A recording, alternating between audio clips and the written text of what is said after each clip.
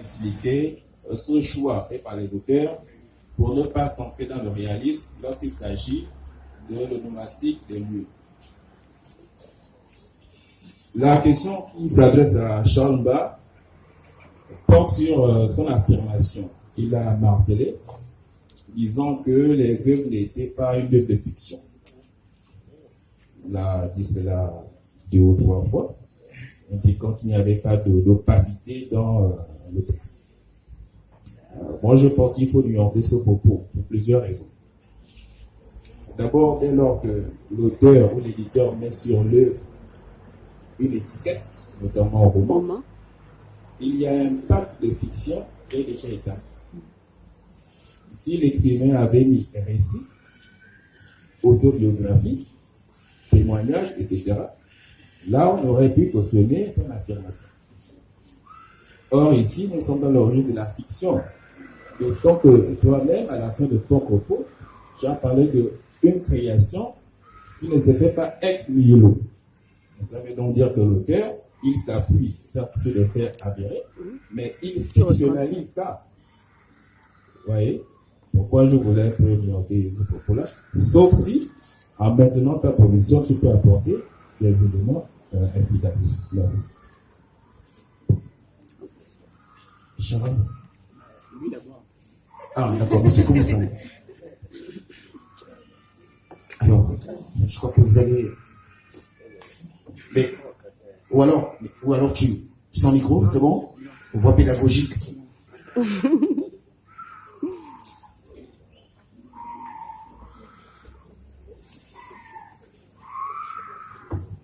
Je veux simplement tenter de répondre à la question de l'auteur. En fait, Landa, par rapport au texte d'Irène Mbembe, Landa, c'est la ville où les rois, c'est-à-dire les habitants, sont des rois. Comment expliquer le choix des lieux qui n'ont parfois pas un rapport avec le réel? Bon, la première réponse, à mon avis, serait certainement le fait de dire que la littérature n'est pas en réalité quelque chose qui, du point de vue scientifique, du point de vue mathématique, quelque chose qui est palpable. C'est le reflet du réel. Et dans cette tentative qui consiste à dire le réel à travers la littérature, parfois l'écrivain est appelé ou est amené à imaginer des lieux, n'est-ce pas, qui n'ont pas forcément un rapport avec le réel. Là, nous sommes dans tout ce qui est image, tout ce qui est allégorie, tout ce qui est métaphore. Mais Landa, par rapport au texte d'Irène Mbembe, on pourrait aussi, à un moment donné, lorsque j'ai lu le texte, j'ai pensé à l'expression citoyen lambda. Lambda, celui qui est dans le bas quartier, celui qui vit là où il y a toutes sortes de misères, toutes sortes de problèmes. Effectivement, dans le texte d'Irène Mbembe, on se rend compte que dans cette ville-là, c'est effectivement la ville des pauvres, la ville des démunis. Mais, comme par coup de bâton magique, il y a quand même des personnages dans cette ville qui ont atteint un certain niveau social. Et ça me fait penser à la lecture de M. Charles Mbah, la lecture qu'il a fait tout à l'heure, où, effectivement, un personnage comme le personnage principal de notre par exemple, M. Tizoba, avec sa femme Navada, ces personnages, le personnage de Tizoba, par exemple, il est décrit comme étant un personnage incompétent dans l'œuvre, mais qui atteint quand même un certain niveau social, grâce bien entendu au sacrifice de son épouse, Navada. Donc je pense que le fait de ne pas choisir des lieux qui ont un rapport direct avec le réel pourrait s'expliquer par le fait que la littérature n'est pas au sens mathématique du terme une science exacte. La deuxième raison, c'est que les auteurs parfois choisissent des lieux, n'est-ce pas, qui ont, du point de vue métaphorique, ce sont des allégories, n'est-ce pas, qui renvoient un peu à l'univers littéraire. Je ne sais pas, c'est un peu de cette manière-là que je pourrais expliquer on va dire ce phénomène en littérature. Merci. Oui, oui. Oui, oui, il n'y a pas de souci, oui. Oui, oui. Proposer des hypothèses d'explication. D'accord. Je le ferai maintenant ou après. Après, À la ça suite, oui, mais non, tu peux le faire maintenant, ça on va être dans la même trajectoire. Voilà. Oui. Non, il est bon. Oui, en réalité, dans mes travaux de recherche, je m'intéresse beaucoup à ce qu'on appelle le lecteur modèle, à partir des travaux de Humberto Eco. Je essaie chaque fois que je lis un livre de savoir à qui en réalité le livre s'adresse. À qui en réalité le pouvoir s'adresse. Par exemple, lorsque vous lisez l'ouvrage Le Bal masqué, je l'ai indiqué hier, l'auteur, il met en Italie certaines expressions connues des Gabonais, comme par exemple Matiti, Bangala, Songo, etc. Puis il met une note de bas de page pour expliquer cela. D'autres écrivains ne mettent pas de note de bas de page, ils prévoient un glossaire, ils placent à la fin du livre pour expliquer les mots qui, selon eux, mériteraient d'être compris. C'est ce que j'appelle dans mes recherches la démarche d'information. C'est-à-dire le romancier, le nouvelliste, le dramaturge veut informer le public. Mais quel public informe-t-il? Ce n'est pas un public gabonais, en tout cas, puisque le gabonais, c'est ce que Matiti veut dire. C'est ce que Bangala veut dire, c'est ce que Songo veut dire. Donc son lecteur modèle, son lecteur recherché, ce n'est pas le gabonais. C'est quelqu'un qui ne connaîtrait pas le sens de ces mots-là. Ouais.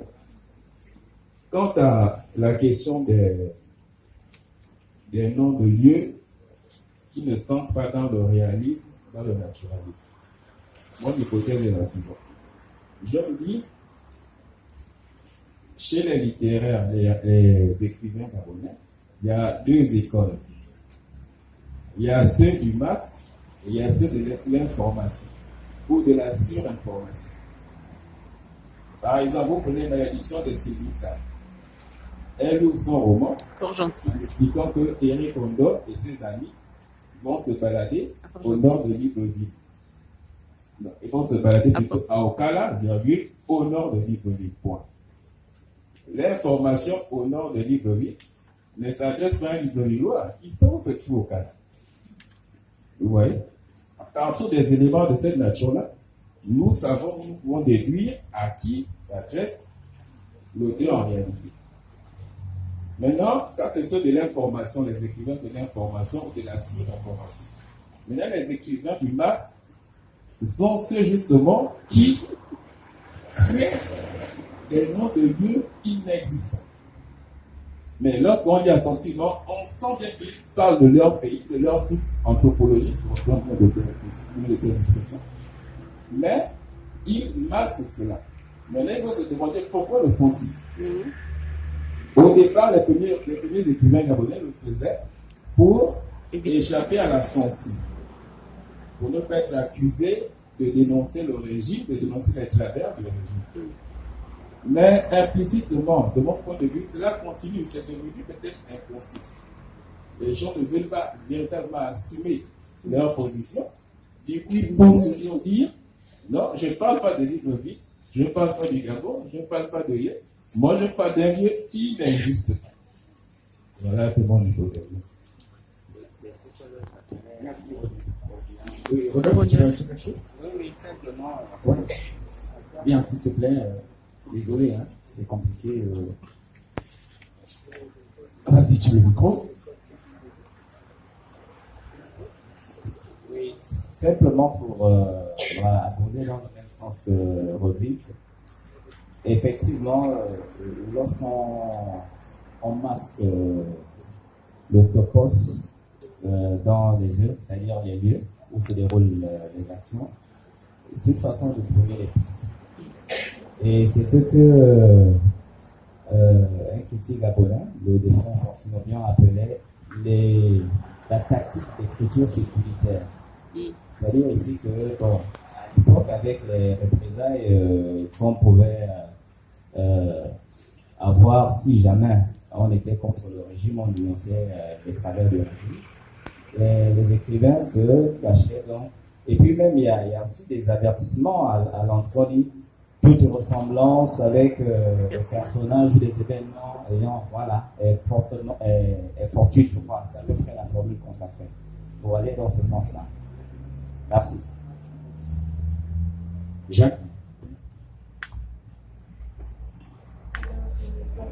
Je suis juriste de formation et j'ai toujours écrit, mais je n'ai pas une critique technique comme l'avait. Mais par contre, je voulais souligner que, effectivement, j'ai souvent croisé cette situation dans les romans de lieux qui ne portent pas un nom précis, mais qu'on arrive à identifier, mais qui ne sont pas nommés comme ils le sont dans la réalité.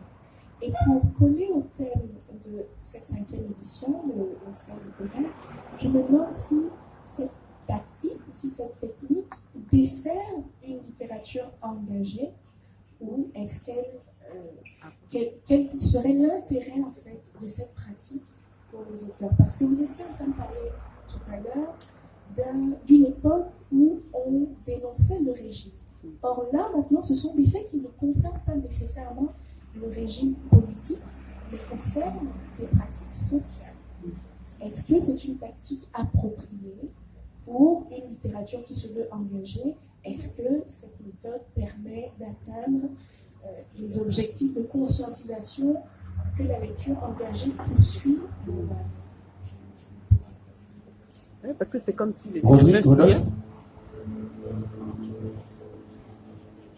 Vos bonnes aventures?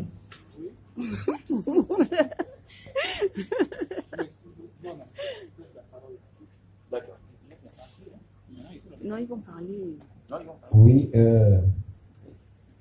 la question est vraiment pertinente. Hein?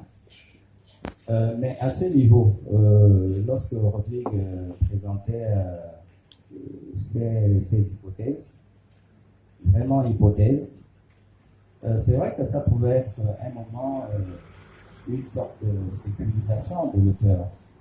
Mais il ne faut pas aussi oublier que la littérature, ou bien le roman, pour parler particulièrement de ce genre, c'est de la fiction. Donc, aller aussi dans le reportage, dans le réalisme plat, ce serait aussi arracher quelque chose à la littérature qui se veut d'abord une création, un produit de l'imagination.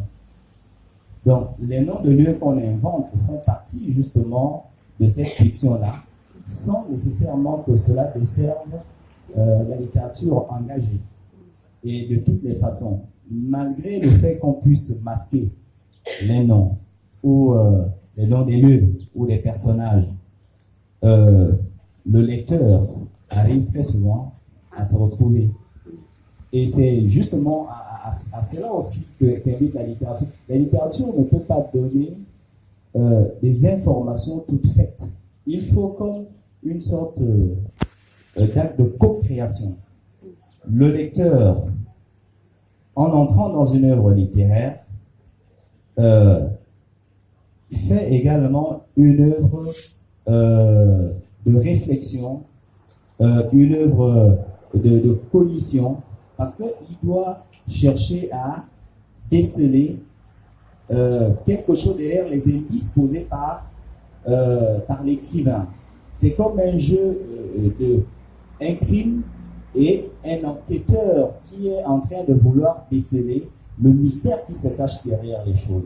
Je crois qu'à ce niveau-là, pour terminer, le fait qu'on masque les noms ne dessert pas la littérature engagée. Je crois que ça va toujours dans le même sens. Il est simplement important que le lecteur puisse aller au-delà de ce qui est, au-delà de la réalité, pour voir que l'œuvre littéraire, c'est d'abord une œuvre de fiction. La question de Charles. Merci Rodolphe Auboni. Charles. Bonaventure, tu veux ajouter quelque chose? D'accord. On va donner le micro à Bonaventure pour sa contribution. Oui, il n'y a pas de souci. Juste ma petite contribution parce que la question qui a été posée est pertinente. Pour une écriture engagée,